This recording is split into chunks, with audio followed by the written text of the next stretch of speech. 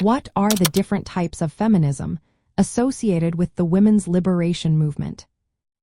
Have you ever wondered how the women's liberation movement shaped feminism in the 1960s? This movement was a key part of second-wave feminism, which began in the late 1960s and continued into the 1970s. It challenged traditional gender roles and sought to address the inequalities women faced in society. Several types of feminism emerged during this time, each with its own focus and approach.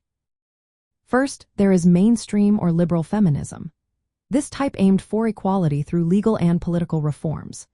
It focused on reducing gender discrimination, securing equal pay, and ensuring access to education and employment.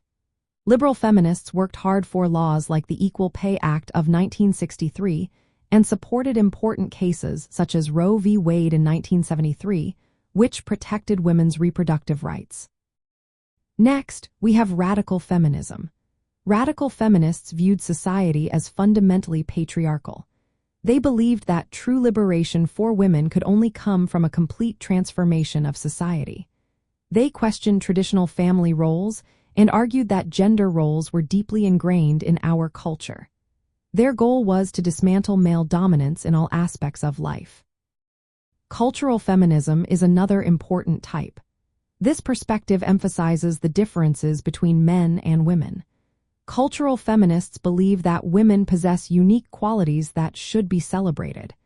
They often promote female solidarity and the creation of women-centered spaces and culture. Then, there is socialist and Marxist feminism. Influenced by Marxist theory, socialist feminists argue that capitalism is linked to patriarchy. They believe that economic systems exploit women's labor and reinforce gender inequalities. For them, achieving gender equality means addressing both economic class and gender oppression. Lastly, multiracial feminism highlights how race and ethnicity intersect with gender. This approach focuses on the unique challenges faced by women of color.